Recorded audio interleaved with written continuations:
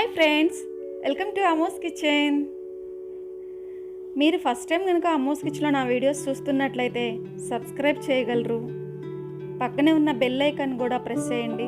మీకు ప్రతిదీ అప్డేట్ వస్తుంది, నోటిఫికేషన్. న్యూ రెసిపీస్ కోసం కామెంట్ సెక్షన్లో కామెంట్ చేయగలరండి. ప్లీజ్ సబ్స్క్రైబ్ మీ. చింతపండు పులిహోర ఎలా చేసుకోవాలో చూద్దామండి. రైస్ తీసుకొని ఒక ప్లేట్లోకి చల్లార్చుకోవాలండి.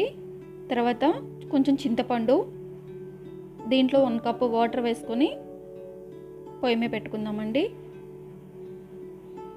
ఇది ఇన్స్టెంట్గా అండి.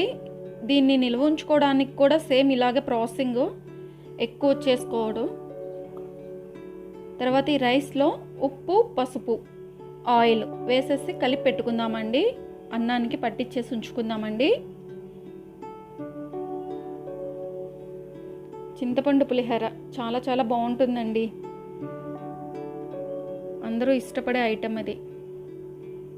తర్వాత పోపుకు కావాల్సిన ఇంగ్రీడియంట్స్ అండి: పల్లీలు, పచ్చెనపప్పు, సాయమినపప్పు, ఆవాలు, 2 ఎండుమిర్చి, కరివేపాకు.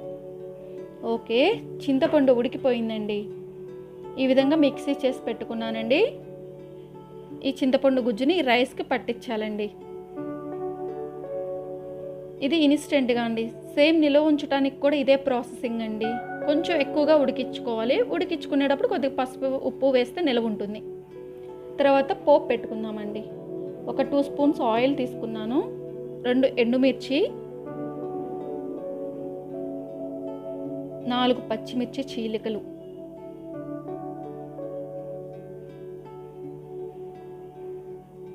ఫ్రై అయిపోయినాయండి. తర్వాత పల్లీలు, ఇవి కొంచెం ఫ్రై అయ్యాక పచ్చెనపప్పు వేసుకోవాలండి. వాటితో పాటు వేసేస్తే ఫ్రై అవ్వవు. ఇప్పుడు ఈ పోపు దినుసులన్నీ వేసేసుకున్నానండి. ఈ ఫ్రై చేసేసుకుందాం.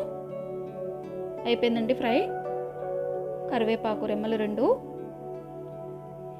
కావాలనుకుంటే ఇష్టపడేవారు కొంచెం ఇంగువ కూడా వేసుకోవచ్చండి. అయిపోయిందండి పోపు. దీన్ని రైస్కి పట్టించేయడం ఈ పోపు అంతా. పులిహోర రెడీ.